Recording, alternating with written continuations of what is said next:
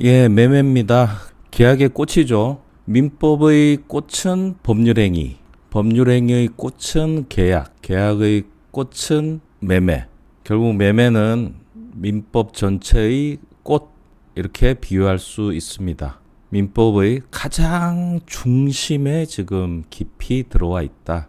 근데 이미 앞에서 매매 계약에 대해서 계속 예를 들면서 설명을 했기 때문에 일반적인 내용은 이미 하신 거나 마찬가지예요. 매매 자체에서 봐야 될 건 그렇게 많지 않습니다. 그럼 매매를 하면서 이제 예약, 환매, 부수적인 계약들을 이제 좀 살펴보게 될 거고, 총론적으로 배울 때 언급하지 않았던 부수적 내용들을 다뤄보겠습니다. 매매는 대표적인 낙성 불효식, 계약서 같은 거 쓸 필요 없다는 거예요. 계약 성립에 서로 합의만 보면 된다. 민법의 꽃, 매매의 규정은 계약의 성질상 예외를 제외하고는 다른 유상 계약에 그대로 갖다 씁니다. 매매 목적물은 물건이 아니라 재산권이다. 권리 거래입니다. 563조 매매의 의. 매매는 당사자 일방이 재산권을 상대방에게 이전할 것을 약정하고 상대방이 그 대금을 지급할 것을 약정함으로써 효력이 생긴다. 재산권 하면 떠오르시죠? 물권, 채권. 재산권은 물권, 채권. 이 물권, 채권의 유상거래가 바로 매매입니다. 재산권과 재산권의 유상거래는 교환이라고 했죠. 계약의 종료할 때 했던 거 기억나시죠? 매매의 효력, 매도인은 매수인에 대하여 매매의 목적이 된 권리를, 권리, 재산권이죠, 이전하여야 한다. 매수인은 매도인에게 그 대금을 지급하여야 한다. 전항의 쌍방 의무는 동시이행 관계다. 다른 합의를 하면 거기에 따르고 그게 없으면 동시이행 관계가 됩니다. 여기서 아는 체 하기 좋죠? 자, 매매는 물건을 사고 파는 게 아니야. 권리를 사고 파는 거야. 목적물, 반드시 현존해야 되는 것은 아닙니다. 이행할 때까지만 존재하면 됩니다. 그래서 아직 완공되지 않은 아파트도 거래가 가능하죠. 객관식 지문에 매매 목적물은 계약 당시 반드시 현존해야 된다. 이런 거 내면 이게 뭔 말인지 이러시면 안 돼요. 매매 계약을 할 때는 현존하지 않아도 그것은 이행의 문제일 뿐입니다.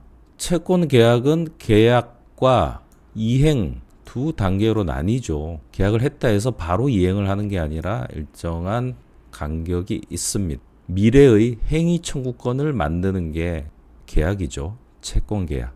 그래서 그 행위 청구권을 이행할 때 이행을 못하면 채무 불이행이 되는 거고, 이행하면 변제로서 소멸되고, 그 이행의 문제입니다. 그래서 계약 성립의 문제와 계약 이행의 문제를 나눠서 생각하시는 훈련을 하세요. 타인 권리 매매도 할 수 있어요. 남의 물건을 내가 팔 수 있어요.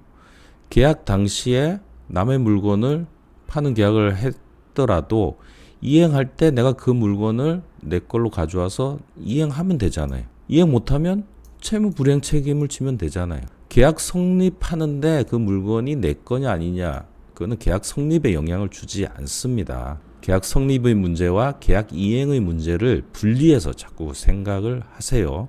이행기까지 권리 취득해 이행하면 돼요. 이행하지 못하면 담보 책임이나 채무 불이행으로 처리됩니다. 내가 이행하지 못한 게 고의가실, 유책 사유가 없으면 담보 책임으로, 유책 사유가 있으면 채무 불이행으로 처리됩니다. 그리고 담보 책임 규정이 이렇게 있어요. 타인 권리 매매. 매매의 목적이 된 권리가 타인에게 속한 경우 매도인은 그 권리를 취득하여 매수인에게 이전해야 된다. 이전 못했을 때 손해배상이나 계약 해제 책임을 집니다. 비용 분담 합의하면 돼요. 누가 할지. 이 비용 분담을 합의하는 게 실제 되게 중요해요. 한참 일을 한 다음에 막상 비용이 생겼을 때 서로 머리를 끌적이면서 난감해하는 경우가 많습니다. 아예 처음부터 이 비용은 누가 하자라고 계약 당시 합의 보는 게 제일 깔끔합니다. 둘이 계약을 하고 이제 뭐 계약서를 공증을 하자. 공증사무실 가서 공증을 했는데 공증사무실에서 당연히 비용 청구를 하죠. 얼마 나왔습니다. 몇십만 원 나왔습니다. 그럼 갑자기 이걸 누가 내지? 막 이런 상황이 생겨요. 네가 공증하자 했잖아. 나는 필요 없어. 막 거기서 이렇게 얘기를 하게 될 수도 있습니다. 미리 이 비용은 누가 내자 합의를 보는 게 좋습니다. 그런데 합의를 못했을 때 그때를 대비해서 법 조문이 있습니다. 균분 n분의 1 법 규정이 있어요. 그래, 합의 안 됐으면 그냥 n분의 1로 해야 돼요. 다만 매매 계약을 하는데 드는 비용이 아니라 채무 이행, 계약 당시 드는 비용을 말해요. 근데 나중에 채무 이행을 할 때 드는 비용이 있잖아요. 그러니까 계약 성립과 그 이행을 분리해서 생각하시라고 했죠. 이행할 때 비용은 채무자가 부담하는 거예요. 왜냐하면 자기가 자기 채무를 이행하는 데 드는 돈이니까. 계약 성립 시 드는 비용은 합의 또는 합의가 없으면 균등 부담, 변제 비용은 변제자, 채무자 부담. 기한 추정, 한쪽에 기한이 있을 때 반대 급부도 동일한 기한이 있는 것으로 추정한다. 이것도 다른 합의가 있으면 그 합의대로 가고 그걸 모를 때 추정을 하는 겁니다. 각 규정들이 이렇게 있는 거예요. 대금 지급 장소도 규정들이 있는데 이거는 다른 합의 또 다른 걸로 모를 때 보충적으로 적용됩니다. 계약법에 있는 상당수 규정들은 다 임의 규정이에요. 이게 좀 정리가 안 될 때 보충적으로 요거를 갖다 써라고 준비해 놓은 거지 얘가 우선인 건 아닙니다. 금전 지급 장소에 대한 민법의 원칙은 채무자 주소지, 지참 채무라고 하죠. 지참 채무. 채권자 있는 대로 채무자가 가서 지급해야 됩니다.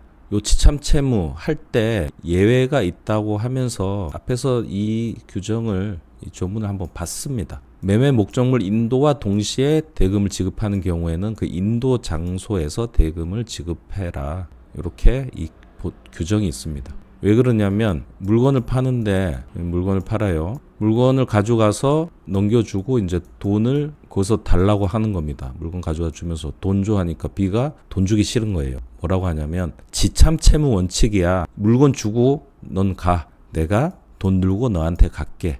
그럴듯 하잖아요. 금전 이행은 지참 채무야. 여기서 안 줄 거야. 그러면 물건부터 주고 이 대금은 나중을 기약해야 되는 이런 문제가 있죠. 그래서 이 규정이 있는 겁니다. 이때는 요 물건 인도 장소에서 돈을 받는 게 채무 내용에 쫓은 이행이다. 거절할 수 없다. 과실귀속, 열매, 매매계약이 있은 후 매매계약을 요때 맺었어요. 이행을 언젠가 하겠죠. 후에도 인도하지 아니한 목적물로부터 생긴 과실은 매도인이 갖는다. 이행기 전에 요 물건 가지고 있는 물건에서 어떤 열매가 생긴다. 그럼 네가 갖는 거예요. 인도하지 않은 상태에서. 임대 목적물은 임대 수입, 부동산은 임대 수입 상당의 과실. 이거는 매도인이 취하는 겁니다.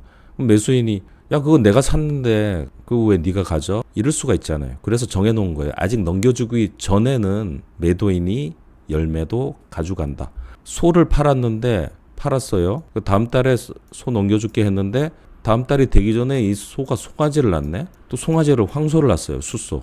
그러니까 이 매수인은 야 그 송아지 그것도 나한테 넘겨야 돼. 이러는 거예요. 내가 산 거야. 예, 이 전문에 따르면 이 송아지는 매도인 거고 원래 소만 넘기면 됩니다. 그냥 이해하기 좋으시라고 극단적인 예를 든 겁니다. 여기에 몰입하지 마세요. 그런데 이미 넘겨준 경우 이때는 반환 청구를 할 수 있다. 매도인에게 지급하라. 부동산을 변제기 전에 넘겨줬어요. 돈 받기 전에 넘겨줬어요. 그러면 매수인이 이미 들어가서 살고 있다. 그러면 그 사용이익은 줘야 됩니다. 또 소를 연기 전에 일단 가지고 있어라. 넘겨줬는데 송아지를 낳았어요. 그럼 송아지는 돌려줘야 된다는 거예요. 안 넘겨주려면 어떻게 하느냐. 대금 지급도 이행을 했다면 그때는 열매를 매수인이 갖는 거예요. 근데 매매 대금을 주지 않았다. 그럼 거기서 나오는 열매는 매도인이 갖는 겁니다. 매도인이 점유한 상태에서 나오면 자기가 가지면 되고 넘겨준 상태에서 열매가 나왔다. 그러면 그 열매는 돌려달라 하고 그 기준은 이 반대급부 매매 대금을 받았냐 안 받았냐 그 기준으로 하는 겁니다. 매매 대금을 안 줬다. 매매 대금에서 발생하는 요 이자 상당 요것도 열매죠. 그러니까 매수인 너는 너대로 지금 열매를 얻고 있으니까 매도인의 열매는 매도인이 갖도록 해. 둘은 쌤쌤이다. 이렇게 보는 거예요. 서로 대칭관계에 있다. 대금 지급 거절권 법조문을 보겠습니다. 매매의 목적물에 대하여 권리를 주장한 자가 있는 경우 매수인이 매수한 권리의 전부나 일부를 잃을 염려가 있는 때 매수인은 위험의 한도에서 대금 지급 거절할 수 있다. 매도인이 담보를 제공할 때에는 그렇지 않다. 상식적인 내용이죠. 소를 팔았어. 소를 샀어요. 그래서 요거 이제 이행받고 돈을 주려고 하는데 그 소 내 거야라고 하는 사람이 나타나는 거죠. 그게 불안해. 진짜 딴 사람 거일 수도 있을 것 같아. 그 딴 사람 거면 어떻게 해? 이거 내가 받았다가 뺏길 수도 있는데. 그때는 대금의 일부나 전부 지급을 거절할 수 있는 권리가 있다. 상식적인 내용이에요. 그런데 담보를 제공하며 이쪽에서 그러면 거절할 방법은 없는 겁니다. 대금 지급 거절권이라는 권리가 언제 발생하고 언제 소멸하는지에 대한 내용입니다. 자, 예약, 계약에 분류할 때 보셨어요?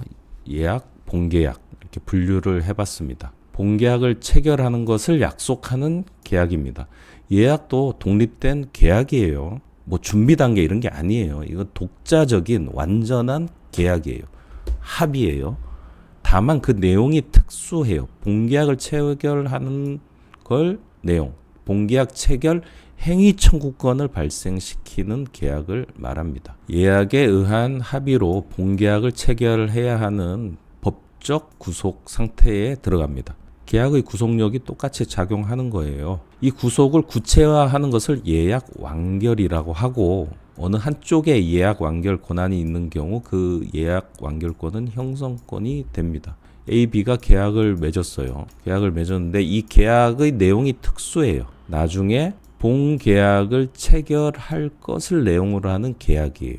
그러면 지금 예약을 했다. 어느 시점, 본계약을 할 시점이 됐다. 그러면 이 본계약을 완성시킬 때 양쪽에서 다시 본계약을 하면 되는데 그게 아니라 어느 한쪽에 A가 자, 이제 본계약 콜 하는 순간 본계약이 체결되게 할 수가 있어요. 그걸 예약 완결권이라고 합니다. 그럼 만나서 할 수도 있어요. 그런데 이걸 편하게 하려고 어차피 예약을 했으니까 어느 한쪽이 자, 본계약 콜 하는 순간 본계약이 체결된다. 내용은 이미 예약 당시에 다 정해놨으니까 여기는 콜만 하면 되죠. 그래서 어느 한쪽이 일방의 의사표시로 본계약 체결이 되죠. 그래서 서로 부동산 이전 등기 청구권과 매매대금 청구권이라는 권리가 발생되죠. 일방의 의사표시로 권리가 발생되죠. 그래서 이 예약 완결권은 형성권이 됩니다. 테마 2 형성권 한 번 더 갑니다. 자주 가죠, 요즘. 예약 완결권 있죠. 그러면 지금 좀 이따가 요 환매권도 봅니다. 2개. 지금 이번 강의에 2개를 볼 거예요. 그럼 지금 형성권의 많은 종류를 우리가 보고 있죠.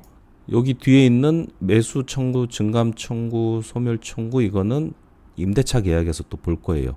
야, 이제 여러분은 형성권의 도사가 되시는 겁니다. 예약 완결권 여기 있습니다. 예약 완결권은 형성권이 된다. 성질. 예약도 하나의 법적 합의이므로 계약법의 일반 원칙에 따릅니다. 본계약 의무를 부담하니까 상대방의 계약 거절권을 방지하는 기능이 있죠. 다만 근래에는 채권 담보의 수단으로 활용되는 경우가 많다. 대물 변제 할 때 말씀을 드렸었는데 예약과 대물 변제를 합해서 변칙 담보로 쓸 수 있다. 돈을 빌려줘요. 빌려주고 예약을 겁니다. 돈 못 갚으면 너의 부동산을 나한테 넘기는 계약을 하자. 이런 예약을 걸어놔요. 돈을 못 갚으면 이 예약에 대해서 예약 완결권을 행사해서 본계약을 해버립니다. 그럼 돈을 못 갚는 대신 부동산을 가져갈 수 있는 겁니다. 교재 188조, 민법 466조 대물변제.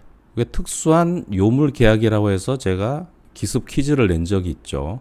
거기에 또 각주 5번에 보시면 특수한 요물 유상 계약이다. 대물 변제가 변제로 이루어지는 경우는 드물고 예약과 결합하여 변칙적 담보로 활용되는 경우가 많다. 요 얘기를 지금 여기서 한 번 더 한 겁니다. 이렇게 앞뒤로 계속 연결되죠. 예약은 행위 요구권을 발생시키므로 반드시 채권 계약이다. 행위 청구권 발생시키는 계약, 채권 계약이다. 요거 객관식 지문으로 종종 나옵니다. 자, 예약 완결권. 예약 취지에 따라 본계약 체결을 강제하는 걸 말합니다. 매매 예약을 하면 그 예약의 완결은 매매 체결이죠. 한쪽이 가지면 일방 예약, 쌍방이 가지면 쌍방 예약. 우리 민법은 일방 예약을 원칙으로 합니다. 564조. 매매의 일방 예약은 상대방이 매매를 완결할 의사를 표시하는 때에 매매의 효력이 생겨버린다. 본계약이 체결된다. 전항의 의사표시의 기간을 정하지 않을 때 이 매매 완결권 행사 기간, 형성권이니까 책척 기간이죠. 이 기간은 정하지 아니한 때에는 또 예약자는 상당한 기간을 정해 항상 형성권의 상대방은 이런 최고를 하고 확답을 받지 못하면 효과가 주어지죠. 여기서는 예약의 효력을 잃습니다. 너 예약 완결할 거야 말 거야 이렇게 독촉을 해요. 그 최고죠. 일주일 안에 답 줘. 답이 안 왔어. 그때는 이 예약은 없던 게 된다. 예약 완결권은 형성권. 별도 약정이 없으면 10년 제척기간. 수익의 의사표시도 그렇고 형성권은 계속 지금 같은 게 반복되고 있죠. 장기간 이 형성권을 두면 불안하잖아요. 그러니까 상대방에게 독촉할 수 있는 독촉권, 최고권 주고 최고했는데 답이 없으면 없던 걸로 하고 다 그 반복입니다.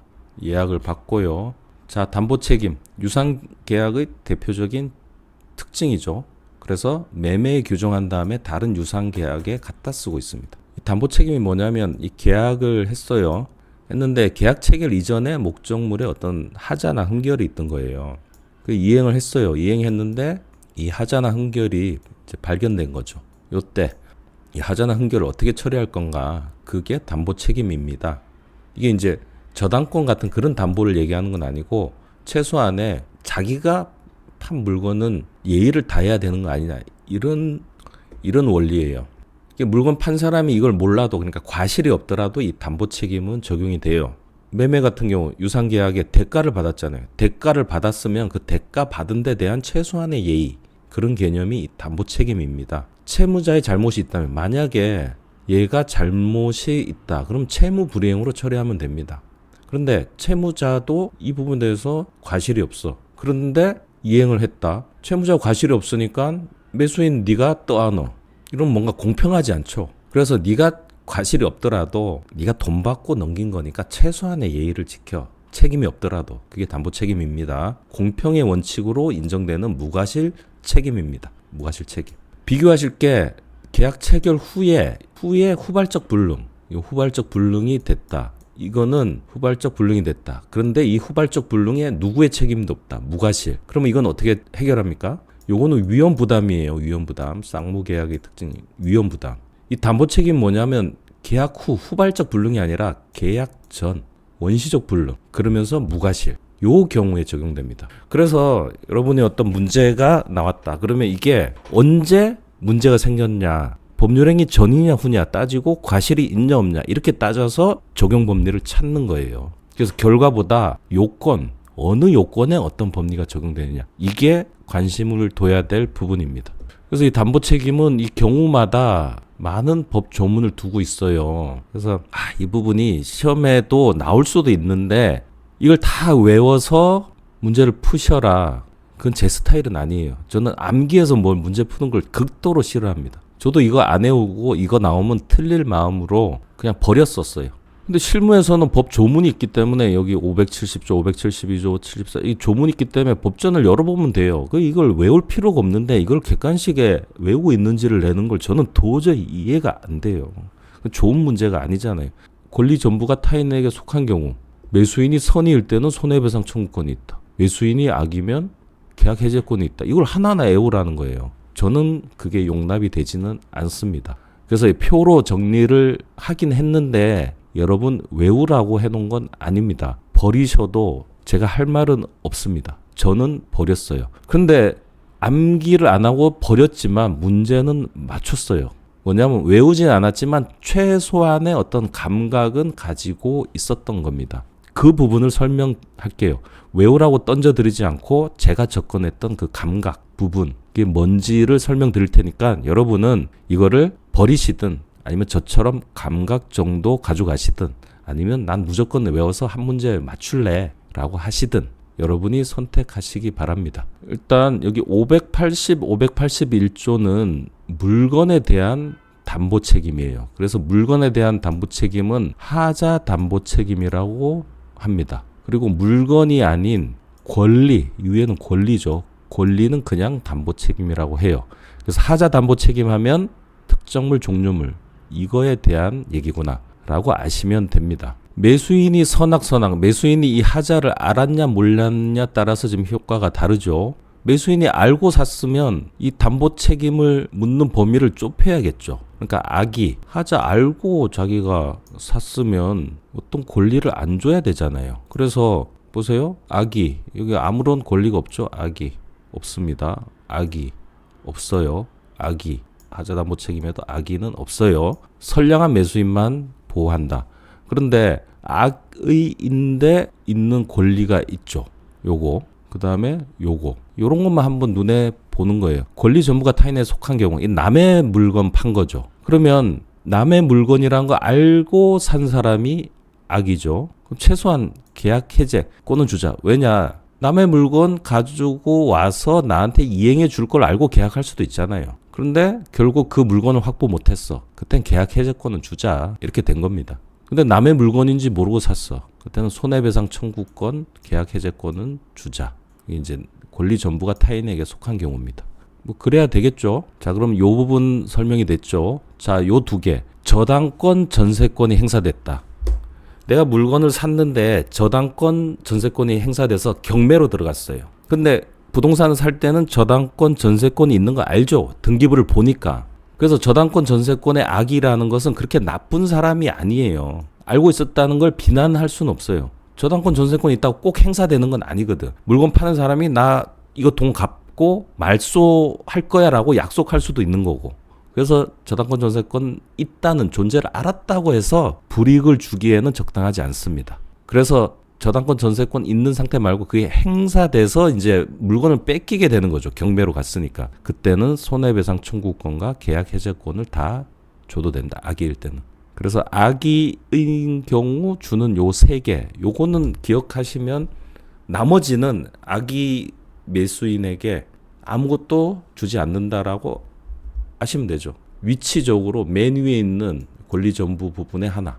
그 다음에 하자 담보 책임 바로 위에 있는 요 두 개. 이렇게 위치를 영상을 머릿속에 딱 갖고 계시면 다시 복기해 내기가 좋죠. 자, 그러면 악의 매수인, 담보 책임의 원인을 알고 있던 매수인에게는 요 딱 세 개만 인정된다. 권리 전부가 타인에게 속한 경우의 계약 해제권, 저당권, 전세권이 행사된 경우의 손해배상 청구권, 계약 해제권. 자, 됐죠? 자, 그 이외에는 선의의 매수인은 전부 손해배상 청구권, 계약 해제권, 손해배상 청구권, 계약 해제권, 손해배상 청구권, 계약 해제권, 다 인정되죠. 다 예외 없이. 그러니까 선의 매수인에게는 기본적으로 손해배상 청구권, 계약 해제권 인정된다. 그냥 정리하고 악의 매수인에게 인정되는 요 세 개만 체크하면은 되죠. 자, 그다음 그러면 요 안에 있는 건 다 해결된 겁니다. 그죠? 해결됐죠. 그럼 튀어나오는 것만 보시면 돼요. 일단 요거 튀어나온 거 볼게요. 종류물 하자 담보 책임. 요 두 개는 지금 물건에 관한 거라 했죠. 물건 중에 종류물 하자 담보 책임에는 뭐가 있습니까? 완전물 급부 청구권. 요 하나. 선의 매수인. 이 종류물의 품질이 떨어진다. 또는 수량이 부족하다. 이러면 그 부분을 보충해 달라고 하는 거예요. 이건 그냥 주면 되겠죠. 모르고. 그러니까 매수인이 모르고 사는데 보니까 무게가 모자라. 보충해줘. 이 권리를 줘야겠죠. 근데 알고 샀으면 그 권리는 주면 안 되겠죠. 자기가 부족한 거 알고 그냥 받아와 놓고 나중에 보충해줘. 공평하지가 않죠. 이건 지금 공평의 원칙상 매도인이 잘못이 없는 경우에 매도인에게 주는 부담이잖아요. 그렇기 때문에 매수인의 선악에 따라 어느 게 공평한지를 고민해서 이렇게 나열한 겁니다. 그래서 완전물 급부 청구권은 이거 딱 하나 있으니까 종류물의 하자 담보 책임. 이거 기억하시면 되고 남은 거 요거죠. 대금 감액 청구권. 요 세 개. 다다닥 어디 있습니까? 권리 일부가 타인에게 속한 경우, 그다음에 수량 부족, 일부 멸실. 뭐 부동산을 샀는데 면적이 작거나 뭐 이런 걸 말해요. 권리 일부가 타인에게 속한 경우는 선악 상관없이 대금 감액 청구권. 수량 부족, 일부 멸실은 매수인이 선의일 때. 요 세 개는 쪼르륵 나열돼 있으니까 영상으로 기억하기가 좋겠죠. 위치상 권리 일부와 수량 부족, 거기에 걸쳐서 세 개니까 이거는 대금 감액 청구를 할 수 있다. 자, 그다음 제척 기간은 권리는 1년, 물건은 6개월이에요. 요 1년은 선의 매수인은 앞날로부터 자기가 선의니까 몰랐다는 거잖아요. 그렇다 알았어. 알았을 때부터 1년. 악의자는 이미 알았잖아요. 알았기 때문에 법률행위 시부터 1년. 너무 당연하죠. 악이라는 게 알았다는 거니까 그 앞날이 법률행위 시니까 1년. 하자 담보 책임은 좀 빨라요. 6개월. 이런 차이가 있다. 요즘 이 담보 책임 묻는 게 그렇게 나올까 싶긴 합니다. 그런데 나왔을 때 요 몇 가지 튀는 것만 기억해 두셔도 답을 이 중에 하나 넣겠죠. 일반적인 거 말고 요 튀는 것들 넣겠죠. 요거 특이, 요거 특이. 그럼 하나, 둘, 셋, 넷. 그다음에 요건 쉽죠. 완전물 거부 청구권은 종류물에만 적용되니까. 그럼 요 5개 정도 막 이렇게 섞어 갖고 문제 내기 좋잖아요. 그 정도 감으로 하시면 되겠습니다. 자, 환매는 환매권 유보부 매매라고 합니다. 자, 요건이 중요해요. 이것도 매매 계약 당시, 요 당시가 중요해요. 당시 공부하다 보면 중요하지 않은 데 집중하고 중요한 걸 흘려보내는 경우가 많습니다. 그래서 시험 문제 나오면 틀려버리죠. 요 당시 매매 계약을 맺어요. 이 매매 계약과 세트로 이루어지는 특약입니다. 매매 계약 당시에, 나중에 하는 건 아니에요. 이거 당시에 매도인이 다시 목적물을 되살 수 있는 권리, 환매권을 매매 계약 당시에 특약으로 넣는 거예요. 매매 계약서에 이렇게 쭉쭉쭉 넣다가 몇 항에 내가 언제 살 수 있어, 다시 살 수 있어 라고 특약을 넣는 거. 요거를 환매권 유보 부매매, 환매권을 유보 넣어놨다, 잠재적으로 넣어놨다. 환매 특약은 반드시 매매 계약과 동시에 해야 한다. 다른 계약이나 별도의 특약으로 다시 사들일 수는 있으나 있는 재매매 약정이지 환매는 아니다. 그냥 매매 계약 했다가 중간에 다시 사드릴게 이런 거는 환매가 아니라 그냥 별도의 계약이에요. 이건 얼마든지 할 수 있죠. 별도의 계약. 이건 환매가 아니라, 환매라는 것은 매매 계약 당시에 환매권을 넣은 거. 요것만 환매입니다. 환매 특약은 매매 계약의 종된 계약이다. 매매 계약하면서 그 안에 들어있는 계약 속의 계약이죠. 종된 계약. 매매 계약이 해소되면 환매 특약도 소멸. 이 매매 계약이 없어지면 같이 없어진다. 환매권은 형성권이며 그 행사는 단독행위다. 환매권은 일방의 의사표시로 복귀시키는 매매 계약이 성립하는 거예요. 약정 형성권이 됩니다. 교재 23페이지 또 왔습니다. 자, 환매권 여기 있죠. 환매권은 형성권입니다. 이제 형성권 점점 익숙해지시죠? 기간 제한, 환매권 행사 기간을 무한히 하면 법률 관계가 안정되지 않습니다. 그래서 빨리 좀 확정해라. 그래서 부동산은 5년, 동산은 3년의 상한을 두고 있습니다. 이를 초과할 수 없습니다. 연장할 수도 없고요. 기간을 정하지 않은 경우는 5년, 3년으로 합니다.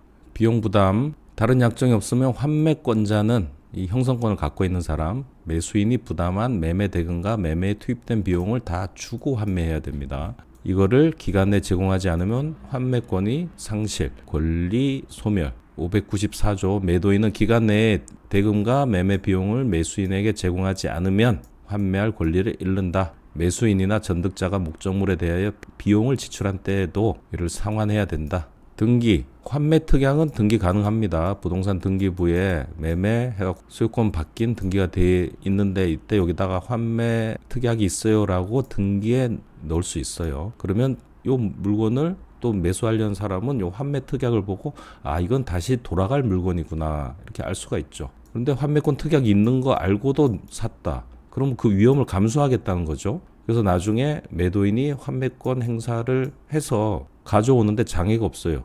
등기를 했으면 이게 몇 단계 넘어가더라도 다 환매권 대상이 됩니다. 전득자에게도 환매권 행사할 수 있다. 근데 등기를 안 하면 모르잖아요. 모르는 사람에게는 행사할 수 없겠죠. 3자니까.